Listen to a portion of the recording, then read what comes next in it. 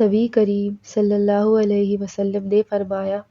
کہ جب کسی مسلمان سے گناہ ہوتا ہے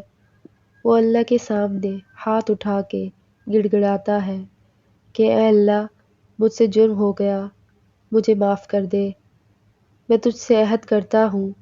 کہ آئندہ یہ گناہ نہیں کروں گا، تو اللہ فرشتوں سے کہتا ہے دیکھو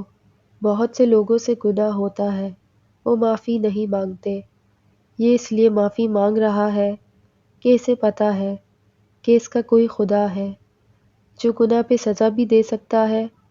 اور چاہے تو گناہ کو معاف بھی کر سکتا ہے، حالانکہ میں تو نہ اسے پکڑ رہا ہوں نہ سزا دے رہا ہوں اس کو، لیکن یہ ڈر رہا ہے، اس کو پتہ ہے کہ ہے،